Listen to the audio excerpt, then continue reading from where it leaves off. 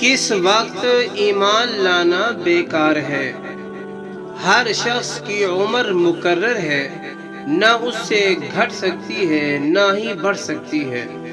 جب زندگی کا وقت پورا ہو جاتا ہے تو حضرت اسرائیل علیہ السلام روح نکالنے کے لیے آتے ہیں۔ اس وقت مرنے والے کو دائیں بائیں جہاں تک نظر جاتی ہے فرشتے ہی فرشتے دکھائی دیتے ہیں۔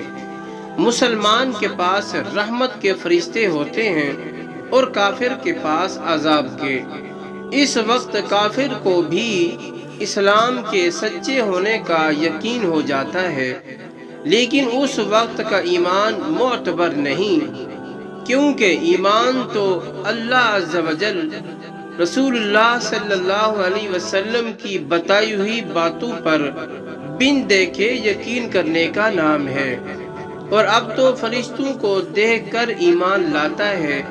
اس لیے ایسے ایمان لانے سے مسلمان نہ ہوگا۔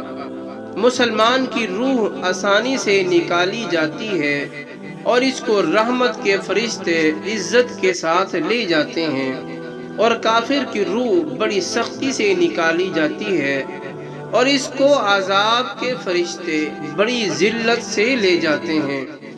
مرنے کے بعد روح کسی دوسرے بدن میں جا کر پھر پیدا نہیں ہوتی، بلکہ قیامت آنے تک عالم برزخ میں رہتی ہے۔ یہ خیال کہ روح کسی دوسرے بدن میں چلی جاتی ہے، چاہے آدمی کا بدن ہو یا جانور کا بدن ہو یا کوئی پیڑ ہو یا پودے وغیرہ ہو، اس میں روح کا جانا یہ غلط ہے اور اس کا ماننا کفر ہے۔ اسی کو آوان گو اور تناسخ کہتے ہیں۔